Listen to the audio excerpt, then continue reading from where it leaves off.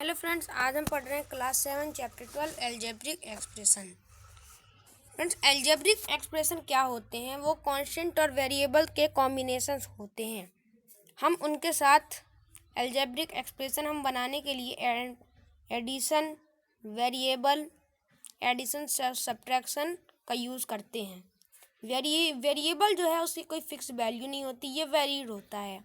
मतलब ये बहुत अलग अलग वैल्यूज़ का हो सकता है। इसको लेटर से रिप्रेजेंट किया जाता है, जैसे AYPM ETC। कांस्टेंट जो होता है वो उसकी फिक्स वॉल्यूम होती है, जिसमें वेरिएबल ना हो उस नंबर को कांस्टेंट कहते हैं।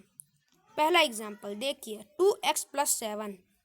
तो हमें ये एक्सप्रेशन 2 और x की मल्टीप्लाई करने से मिला और उसके बाद हमने 7 जोड़ दिया। तो इसमें वेरिएबल x है और कांस्टेंट 7 है। Terms of an expression. To form an expression, we use constant and variables and separate them using operations like addition, subtraction, etc. These parts of expression which we separate using operations are called terms. हम expression में constant variables को अलग कर देते हैं operation से, जैसे addition, subtraction, ETC। तो ये जो एक्सप्रेशंस के पार्ट होते हैं उनके हम टर्म्स कहते हैं। जैसे 4x - y + 7 में 4x - y और 7 टर्म्स हैं। टर्म जो है वो इसके फैक्टर्स का प्रोडक्ट होता है। जैसे आपको एक्सप्रेशन में दिख रहा है 4x टर्म जो है वो 4 और x का प्रोडक्ट है। तो जो टर्म है उसका फैक्टर्स हो गए 4 और x। हम ट्री डायग्राम से भी समझ सकते हैं। देखिए, -AB है तो -1 A और B उसके फैक्टर्स हो गए। अब हम देखते हैं कोएफिशिएंट्स।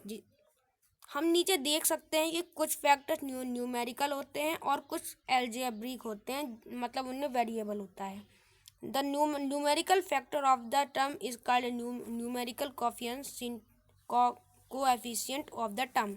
जो न्यूमेरिकल फैक्टर होता है वह टर्म का कोएफिशिएंट कहलाता है।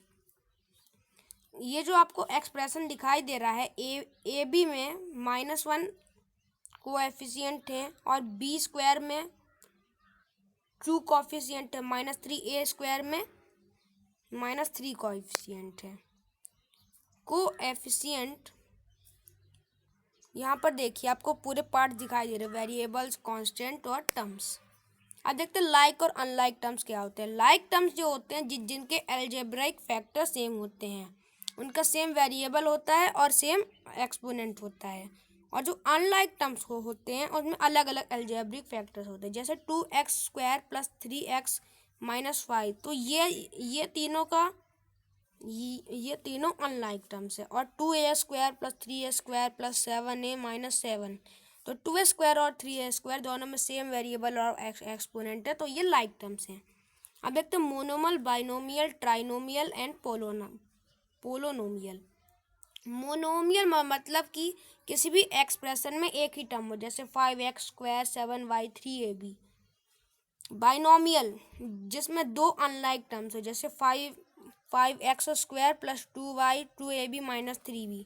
ट्राइनोमियल जिसमें 3 अनलाइक टर्म्स हो, जैसे 5x² + 2y + 9xy और x + y - 3। और पॉलिनोमियल जिसमें 3 से ज़्यादा टर्म्स हो, जैसे 5x² + 2y + 9xy + 4। अब मोनोमियल देखिए, ये मोनोमियल है और ये दो मिला के ये बाइनोमियल हो गए।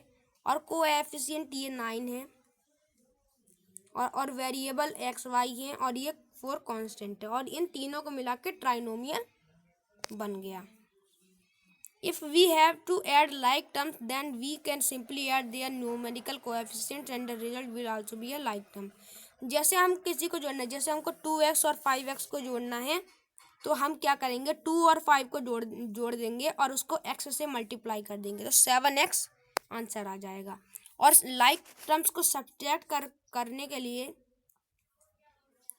हम उनको सिंपली जो उनके न्यूमेरिकल टर्म्स होंगे उन्हीं को माइनस कर देंगे और वेरिएबल से मल्टीप्लाई कर देंगे। जैसे 11p - 3p, तो 11 माइनस 3 8 और p लिख देंगे तो हमारा आंसर आ जाएगा। अब अनलाइक टर्म्स का एडिशन जो है वो हम कर नहीं सकते, हम से उसको लिख सकते हैं। जैसे 9y 2x और 3 है तो 9y प्लस 2x प्लस 3 लिख देंगे। अब अनलाइक टर्म्स में भी ऐसा ही होता है, जैसे 9y को 21 से माइनस करने तो हम ऐसे इसको राइट कर सकते हैं 21 माइनस 9y।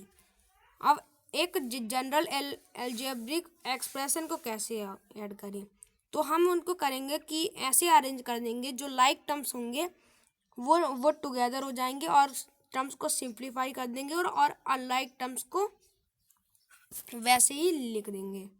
जैसे 12p square minus 9p plus 5p minus 4p square minus sp 7p plus 10। तो हमने पहले क्या किया, p स्क्वायर सेम है तो 12 माइनस 4 8p स्क्वायर कर दिया और 5p 9p 7p दिए, ये तीनों भी तो उनको भी सिंप्लीफाई करके -4 -7 कर दिया। और p प्लस 10 का कोई है ही नहीं तो उनको वैसे ही रख दिया। तो फिर ऐसे हम प्लस माइनस माइनस हो जाएगा तो 8p square minus 11p plus 10, तो ये हमारा आंसर आ जाएगा। और सब्ट्रैक्शन में भी हम लाइक टर्म्स को सब्सट्रैक्ट कर देंगे और जो अनलाइक टर्म्स रहेंगे उनको वैसे ही छोड़ देंगे। हम अब देखेंगे कि एक्सप्रेशंस की वैल्यू कैसे निकालें। जैसे 2x प्लस 7 है